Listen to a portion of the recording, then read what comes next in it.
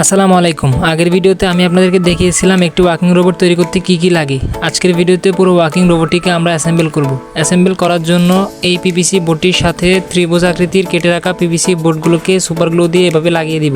বোর্ডটিকে super glue দিয়ে ভালো মতো লাগানো শেষ।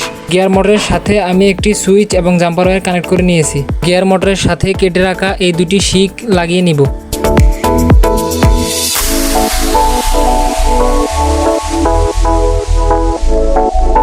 দেখতে পাচ্ছেন এখানে গিয়ার মোটরের সাথে শিকগুলোকে ভালো মতো লাগিয়ে নিয়েছি এবং দুনো পাশ দিয়ে বের করে নিয়েছি।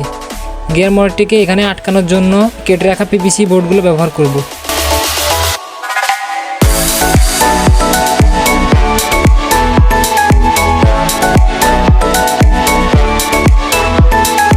এখানে সবগুলো স্টিককে ভালোভাবে সুপার গ্লু দিয়ে লাগিয়ে নিয়েছি। এখন কেটে রাখা সাদা পিভিসি বোর্ডগুলোকে এখানে লাগিয়ে দিব। তাহলে আমাদের এই ওয়াকিং রোবটটি বানাতে একটু সমস্যা হয়েছিল। এখানে যে আমি আইসক্রিম স্টিকগুলো ব্যবহার করছিলাম ওগুলো বারবার খুলে যাচ্ছিল, যার কারণে পরবর্তীতে আমি এরকম অ্যাশ শেপ করে শিক লাগিয়ে নিয়েছি। আমি অফ ক্যামেরা এখানে ব্যাটারিটি সুপার গ্লু দিয়ে লাগিয়ে এখানে সুইচটা সুপার গ্লু দিয়ে লাগিয়ে বানানো কমপ্লিট করে ফেলেছি। দেখতে পাচ্ছেন এটা খুব সুন্দর চলতেছে। চলুন আমরা বাইরে গিয়ে দেখি এটা কেমন চলে।